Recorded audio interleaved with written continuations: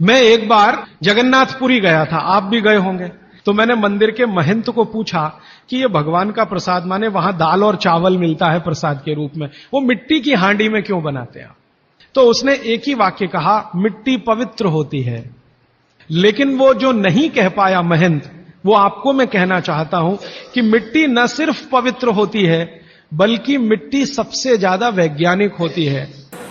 क्योंकि हमारा शरीर मिट्टी से बना है।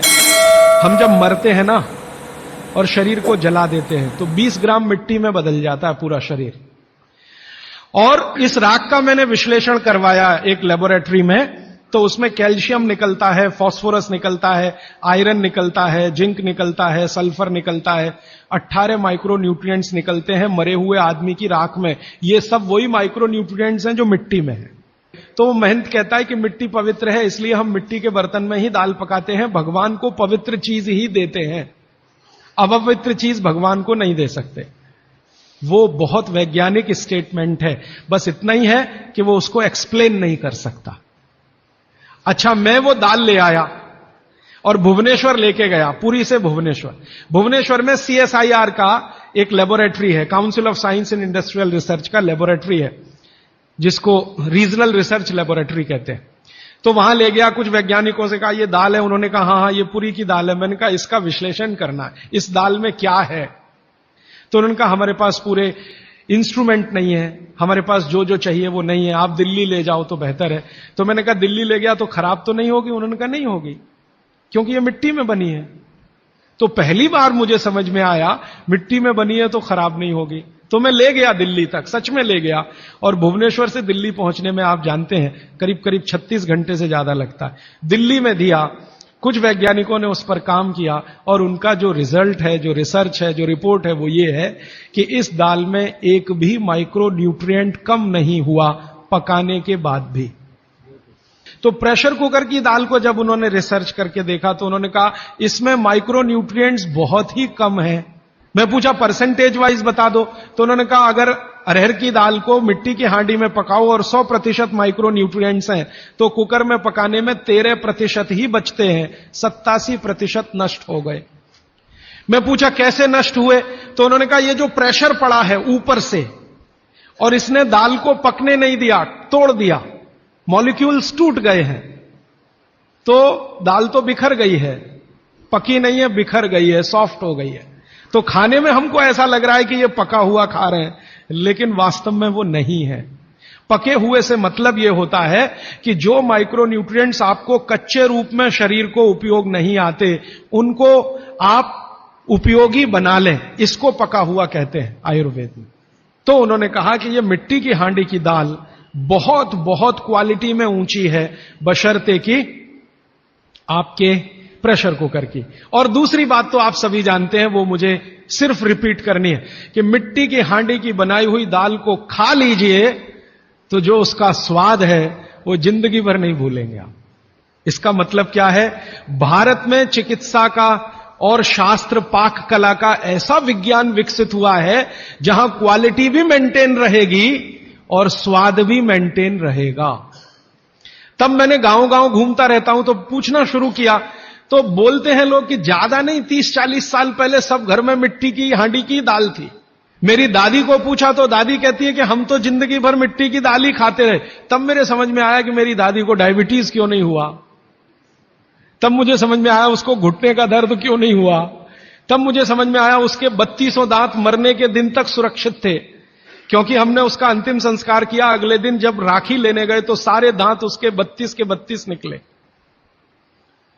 तब मेरे समझ में आया कि 94 साल की उम्र तक मरते समय चश्मा क्यों नहीं लगा उसकी आंखों पे, और जीवन के आखिरी दिन तक अपने कपड़े खुद अपने हाथ से धोते हुए मरी थी। यह कारण है कि शरीर को आवश्यक माइक्रो न्यूट्रिएंट्स की पूर्ति अगर नियमित रूप से होती रहे तो आपका शरीर ज्यादा दिनों तक बिना किसी दूसरे की मदद के काम करता है। तो माइक्रो न्यूट्रिएंट्स पूरा सप्लाई मिला दाल में, जो खाई थी उसने मिट्टी की हांडी में पका पका के। और न सिर्फ दाल पकाती थी वो मिट्टी की हांडी में, बल्कि दूध भी मिट्टी की हांडी में पकाती थी। घी भी मिट्टी की हांडी से ही निकालती थी, दही का मट्ठा भी मिट्टी की हांडी में ही बनता था। अब मेरे समझ में आया कि हजारों साल से मिट्टी के बर्तन क्यों इस देश में आए। हम भी एल्यूमिनियम बना सकते थे। हिंदुस्तान में बॉक्साइट के खजाने भरे पड़े हैं। कर्नाटक बहुत बड़ा भंडार, तमिलनाडु, आंध्र प्रदेश बॉक्साइट के बड़े भंडार हैं। हम भी बना सकते थे, अगर बॉक्साइट है तो एल्यूमिनियम बनाना कोई मुश्किल काम नहीं है, लेकिन हमने नहीं बनाया क्योंकि उसकी जरूरत नहीं थी। इसलिए कुम्हारों की एक पूरी की पूरी जमात इस देश में खड़ी की गई कि तुमको भैया मिट्टी के ही बर्तन बनाने हैं। माने तुमसे बड़ा वैज्ञानिक कौन। अब ये कुम्हार जो इतने बड़े वैज्ञानिक हैं इस देश के, जो मिट्टी के बर्तन बनाकर हजारों साल से दे रहे हैं हमारे स्वास्थ्य की रक्षा करने के लिए, हमने उनको नीची जाति बना दिया। हम कैसे मूर्ख लोग, ये ऊंचा नीचा हमने डाल दिया इस देश में, इसी ने देश का सत्यानाश कर दिया। अगर प्रेशर कुकर की कंपनी जो बना रही है प्रेशर कुकर वो ऊंचा आदमी है, तो ये कुम्हार नीचा कैसे हो गया। जो सबसे बड़ा वैज्ञानिक काम कर रहा है, मिट्टी के बर्तन बना बनाकर आपके माइक्रो न्यूट्रिएंट्स को, आपके सूक्ष्म पोषक तत्वों को कम नहीं होने देने के लिए मिट्टी का सिलेक्शन करता है वो। आपको मालूम है हर एक मिट्टी से बर्तन नहीं बनते। एक खास तरह की मिट्टी है वही बर्तन बनाने में काम आती है, और एक खास तरह की मिट्टी है जो हांडी बनाती है, दूसरे खास तरह की मिट्टी में कुल्हड़ बनता है, तीसरे खास तरह की मिट्टी में कुछ और बनता है। ये मिट्टी को पहचानना कि इसमें कैल्शियम ज्यादा, इसमें मैग्नीशियम ज्यादा, इसलिए हांडी इससे बनाओ, और इसमें कैल्शियम मैग्नीशियम कम है इसलिए इसका कुल्हड़ बनाओ, ये तो बहुत बहुत बारीक और विज्ञान का काम है। ये सब कुम्हार कर रहे हैं, हजारों साल से कर रहे हैं, बिना किसी यूनिवर्सिटी में पढ़े हुए कर रहे हैं। तो हमें तो वंदन करना चाहिए, उनके सामने नतमस्तक होना चाहिए। कितने महान लोग हैं। दुर्भाग्य से सरकार की कैटेगरी में वो बैकवर्ड क्लास में आते हैं।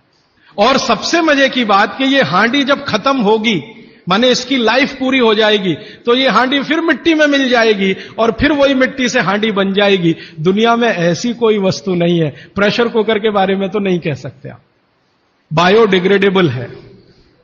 तो आप भी कर लीजिए ये काम, प्रेशर कुकर निकालिए, मिट्टी की हांडी ले आइए। तो आप कहेंगे जी दाल देर में पकेगी, सिद्धांत ही वही है दाल का, तो जो देर में खेत में पकी है वो देर में घर में भी पकेगी। आप कहें जी मिट्टी की हांडी के बाद अगर कोई चीज है, तो हमारे यहां एक मेटल बनता है जिसको आप लोग कहते हैं एलॉय है, कांसा। तीसरा सबसे अच्छा माना जाता है पीतल। अब ये कांसे और पीतल में भी हमने काम कर लिया कि अरहर की दाल को कांसे के बर्तन में पकाएं तो उसके सिर्फ 3% माइक्रो न्यूट्रिएंट कम होते हैं, 97% मेंटेन रहते हैं। पीतल के भगोने में पकाएं तो 7% कम होते हैं, 93% बचे रहते हैं। लेकिन प्रेशर कुकर में बनाएं तो सिर्फ 7% बचते हैं, बाकी खत्म होते हैं। अब आप तय कर लीजिए, आपको लाइफ में क्वालिटी चाहिए तो आपको मिट्टी की हांडी की तरफ ही जाना पड़ेगा। माने भारत की तरफ वापस लौटना पड़ेगा, इंडिया से। अभी हम हैं इंडिया में, जो बनाया अंग्रेजों ने या बना दिया अमरीकियों ने। इस इंडिया से निकल के भारत की यात्रा करनी पड़ेगी। और मैंने पिछले 1-2 वर्षों में ये बातें गांव गांव में कहना शुरू किया है, तो इसका परिणाम पता है क्या, कि कुम्हारों की इज्जत बढ़ गई है गांव में। और मैं मानता हूं कि मेरे व्याख्यान की अगर कोई सार्थकता है तो वो ये कि कुम्हारों की इज्जत इतनी बढ़ जाए कि वो पंडितों के बराबर आ जाएं, क्योंकि वो किसी से नीचे नहीं है, क्योंकि वो किसी से छोटे नहीं है। और मजे की बात कि वो हांडी बना के आपको 20-25 रुपए में ही दे रहे हैं, प्रेशर कुकर तो 250-300 रुपए का है। मैं होम्योपैथी की भी चिकित्सा करता हूं, तो बहुत सारे पेशेंट मुझे फोन करते हैं, राजीव भाई ये। तो मैंने कुछ पेशेंट को खास कर कहा कि देखो भैया, आपको मैं कोई दवा नहीं दूंगा। तो कहने लगे फिर बीमारी कैसे ठीक होगी। मैंने कहा एक ही काम करो, मिट्टी की दाल खाना शुरू करो, मिट्टी की हांडी में रखी हुई दाल खाना शुरू करो। चावल खाना है तो मिट्टी की हांडी का। कहने लगे राजीव भाई कौन करेगा ये सब। मैंने कहा आपकी बीवी करेगी या आप करोगे। अगर जिंदगी चाहिए तो झक मार के आप करोगे, नहीं तो अमेरिका जाओ, कनाडा जाओ, जर्मनी जाओ, लाखों रुपए खर्च करो, फिर भी झक मार के वापस आओ। तो मेरे पास कुछ डायबिटीज के क्रोनिक पेशेंट हैं, बहुत क्रोनिक, जिनका शुगर यूनिट 480 के ऊपर है। ऐसे 100 से ज्यादा पेशेंट, वो 8 से 9 महीना हो गया नियमित रूप से मिट्टी की दाल और मिट्टी का चावल, माने हांडी की दाल और हांडी का चावल, हांडी की खिचड़ी नियमित रूप से खा रहे हैं। और अब तो उन्होंने मिट्टी का तवा भी ले आया अपने घर में रोटी बनाने के लिए। बाजरे की रोटी बहुत अच्छी बनती है इस मिट्टी के तवे पे, तो रोटी भी उसी की खा रहे हैं। 8 महीने के बाद सबका शुगर टेस्ट किया है तो 480 यूनिट वाला अभी 180 यूनिट पे है, बिना किसी मेडिसिन के, बिना किसी इंजेक्शन के, बिना किसी टॉनिक के। और होम्योपैथी की कोई दवा नहीं दी मैंने उनको।